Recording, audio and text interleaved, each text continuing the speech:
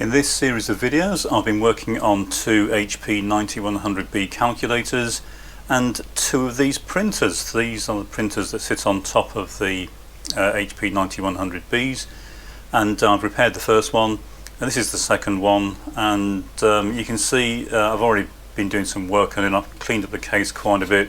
Has the usual collection of scuffs and scratches. If you really wanted to, you could strip these down completely and recoat them, but the chances of getting the paint to match the calculator is fairly remote, and it would kind of take away from the character, so I don't really like doing that. And this is not actually in bad condition, so I've already cleaned this up. A little bit more cleaning and this will be done. I need to replace the two plastic clips. In fact, one of them is intact. That's the first one I've ever seen for a very long time that hasn't been broken. But I won't be refitting this. I'll return it to the owner when I send the unit back, but I will fit two replacement clips. This isn't broken. It'd be nice to keep it intact, and I suspect if we try and use it, it would just snap off anyway. I'm not going to show too much detail in restoring this calculator. It's going to be pretty much an identical job to the first one that I showed. Usual thing, trying to repair the broken parts, and I will again need to repair the printhead. This has gone the same way as the other one.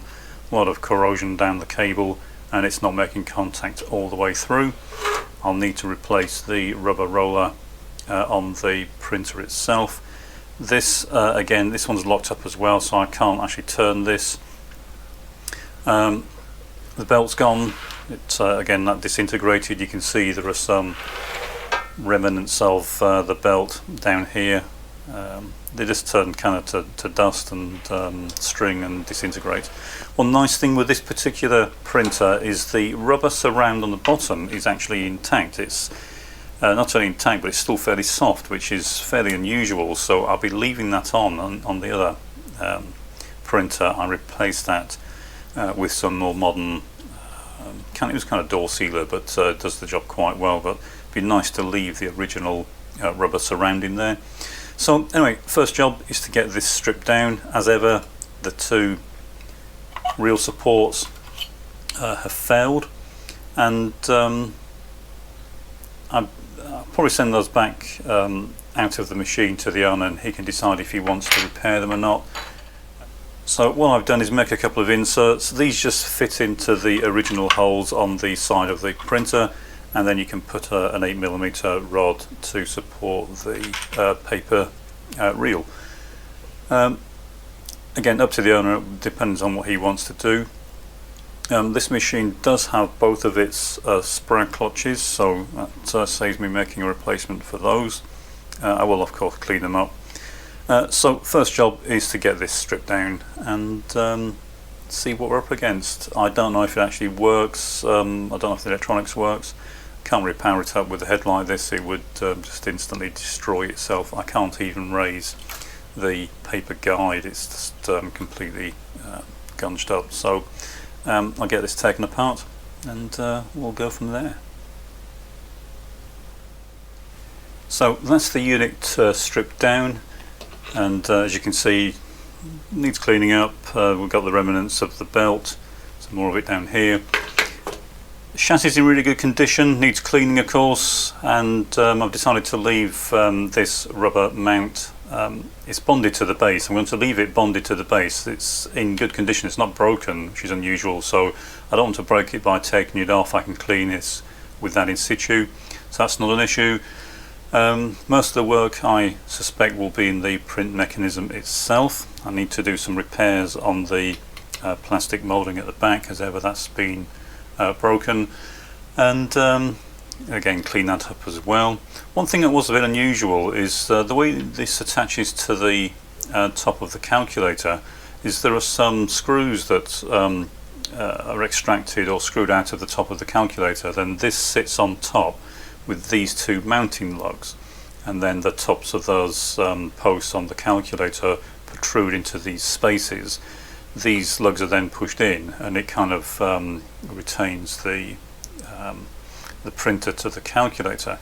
Now I'm assuming at some point someone tried to remove this calculator from a printer without realizing how to do it properly, because what I found in one of these was this, and this is the top of the part that would normally be attached to the calculator. Now it's not off any of the calculators I have here because they have all the screws intact, so looks like this was there previously, and it's just been snapped off, so someone did a very good job getting it off there. I'm not quite sure how they managed that, but you also find some interesting things in these old machines, and that's a good example.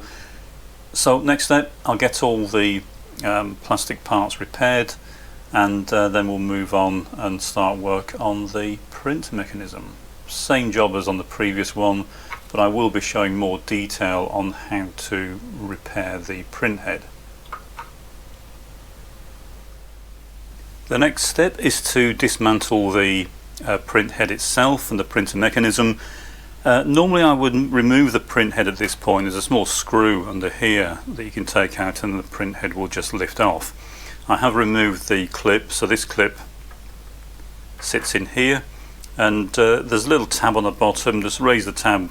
Obviously everything on here is very brittle, very old plastic, so be careful when you're easing these things off. So ease up the tab, and then this will kind of slide up and off, and it releases the cable. You can then normally lift this plate up, take the screw out, and then the printhead will come off completely. We will be replacing this cable. I'll do that in a separate video and show some detail as to how I go about doing that. But the next problem is to get this actual cover plate up.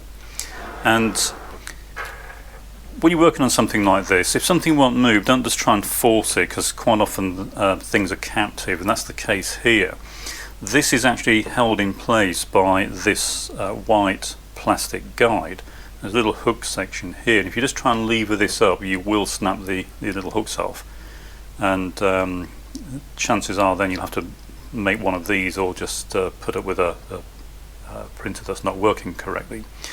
So what's happened here is the roller, you can just see kind of some of the remnants through here, has turned to a kind of mush. It kind of grows and turns into almost like an organic material.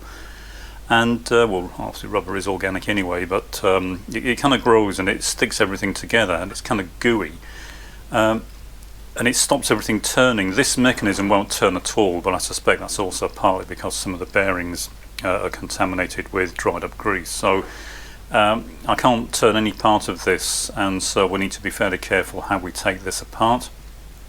We don't want to break anything, but I would like to get this top plate off first. Now, as I said, this is kind of the roller's turned to goo, so what you can sometimes do is very carefully just apply fairly gentle pressure to this plate. I'm not putting it very hard, I'm just applying consistent pressure, and because the roller is kind of a goo, it very slowly creeps round, and if you go so far, you can usually turn it. As I said, the main thing is I'm not putting a lot of force on this.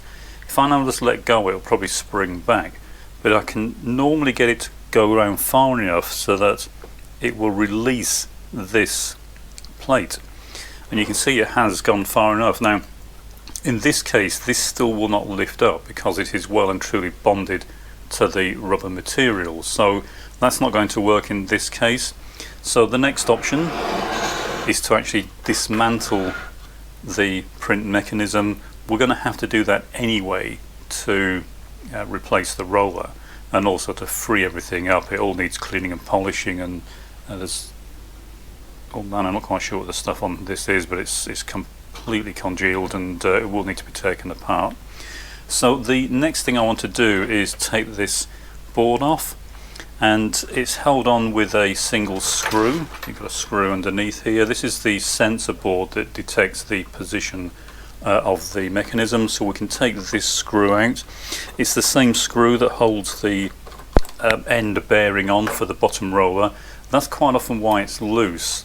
If the assembly is not correctly assembled and adjusted, when you tighten this screw it stops the printer turning because something's not in the right place, and people normally respond by leaving this loose, so quite often you'll find this is just sort of flapping about.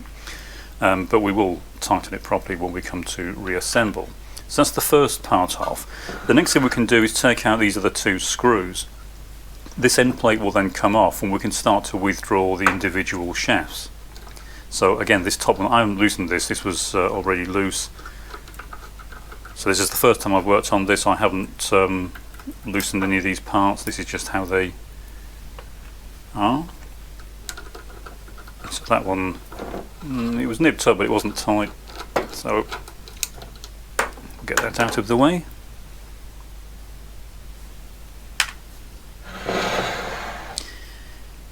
So normally you'd leave this screw in and withdraw the entire, there's a kind of a spiral shaft that passes through this bearing, but because it's kind of bound up in the head, I don't want to pull it with it still in the head. It could snap the plastic on the head guide.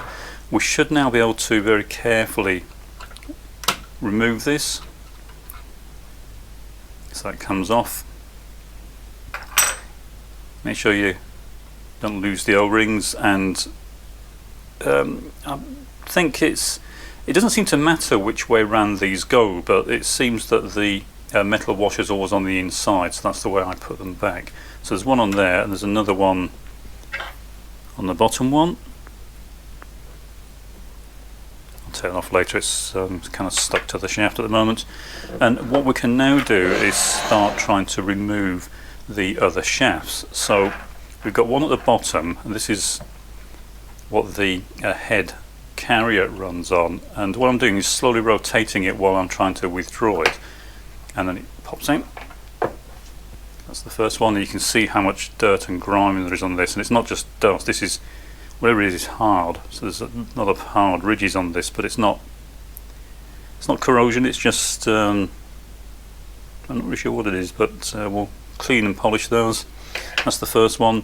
So that's just running in a slot in the head. The next one, the head is sitting on, and this is why I took the screw off this. What we should be able to do now, hopefully, is withdraw this completely along with the print head.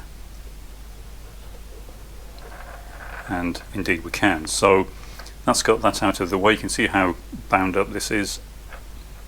Get that out of the way.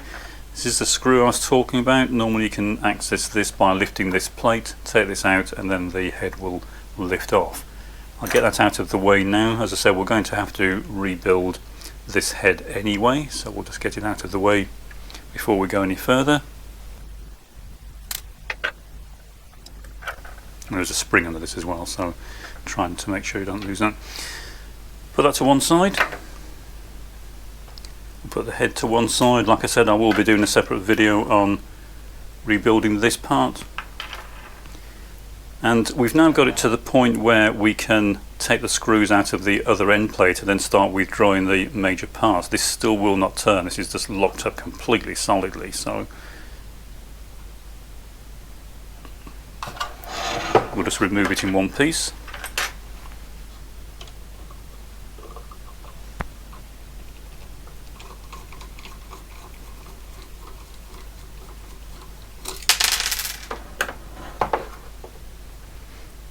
Now there is a clutch in this, so we need to separate that. We don't want to rip the wires out of that.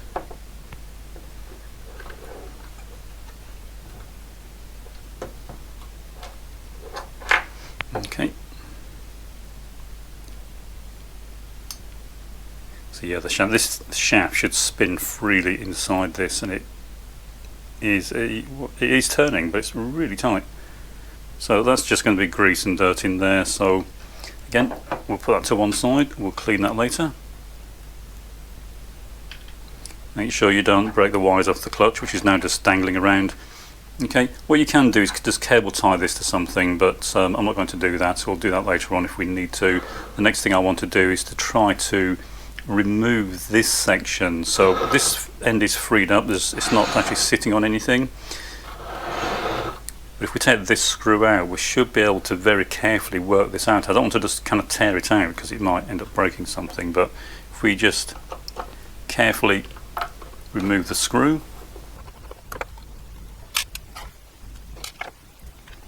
and then hopefully we can very carefully work this out. Okay, no, it still isn't going to go, so we'll have to go one step further. We'll take this entire end plate off. As I said, we're going to have to do all this anyway, so we will have to completely strip this down either way, so it's not making more work for us. It's just the order that you dismantle it is entirely up to you. The whole thing sits on one shaft that runs through at the top of the printer. Okay, this end plate should now come off, which it does.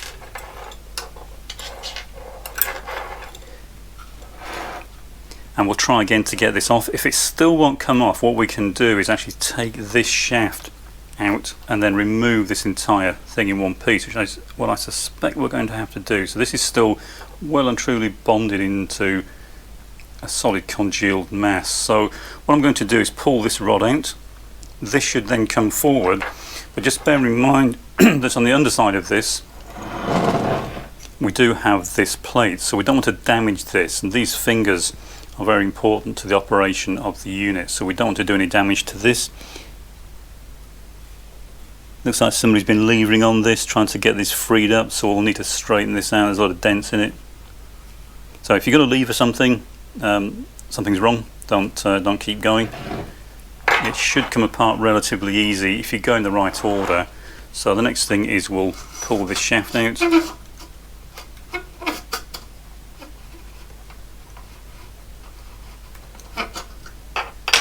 This will now come forward, and finally we can separate these two parts. There's a piece of paper in here as well which has kind of joined in the party and joining everything together. If I can just see the end of it sticking out here. We'll pull these clutches off because they are getting in the way.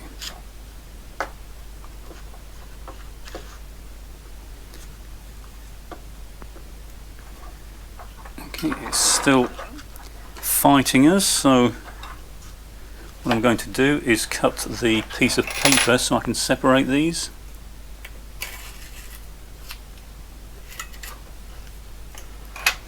We do at least now have it in two pieces, and finally this drops off. You can kind of see everything's well and truly stuck together, which is why it wouldn't turn. So we've got it apart. We haven't done any damage to it. This is just a piece of paper, it's not part of the mechanism. And then we have the roller. So the problem you have with this, let's get this part out of the way. We can take the shaft out of the middle. Not too badly worn, needs polishing up, but otherwise it looks quite good. Also, one thing to bear in mind, these are offset, so it's the distance from one end to the other, the end of the shaft is not the same, so it doesn't sit in the middle, just be aware of that. The long section goes to the right as you look at it from the front. So what we have to do now is get rid of the rubber. I'm not sure if this is supposed to pop out of this gap and this pops open, but I would advise against trying that. Almost certainly the little tabs would snap off. What I tend to do is get the rubber roller out of the way, and then when I put the new one on, I slide it all in from one end. So what we'll try doing now is getting this material off. There's no salvaging this. You can see this, what used to be rubber, is just a mass of sort of gunge and gunk. What we should be able to do is just split it, and it will just kind of drop off. I will be cleaning up this shaft and bead blasting it, so we can be relatively aggressive, but I'm trying to avoid hanging on to the plastic. I'm trying to avoid touching that too much because, as I say, it's quite brittle. And what we can now do is just slice off what's left of the rubber.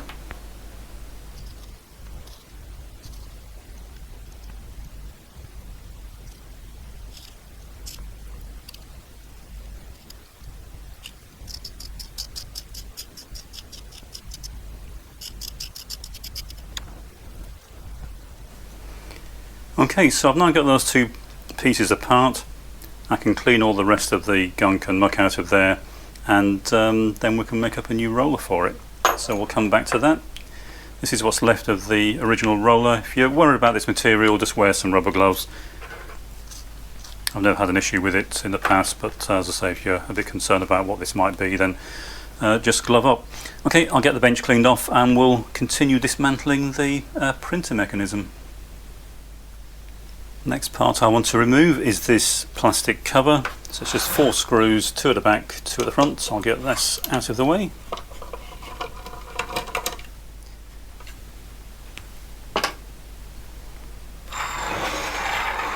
Now when you come to reassemble this, it's important that you have the wires running in the right place, otherwise they'll bind up on the mechanism and you'll get all sorts of problems coming up. So we do have a few bits of debris now, which obviously I will clean out. Okay, so we can now pull out this bottom shaft.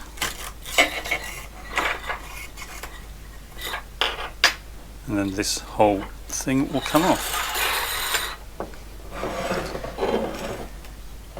3 screws hold the motor in. One's got the extended spacer on for the belt guard.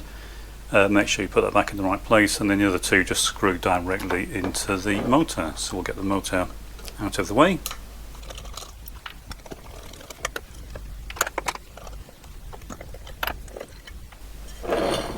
And the motor will just lift out. To be in good condition, we will need to clean up the pulley. It's got lots of bits of debris from the old belt. But that looks to be in good condition. And the final thing to take off are just the remnants of the original paper roll supports.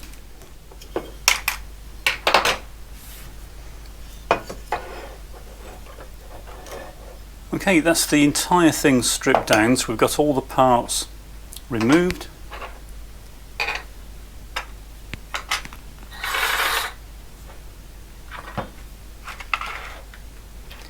Nice collection of screws, various bits and pieces.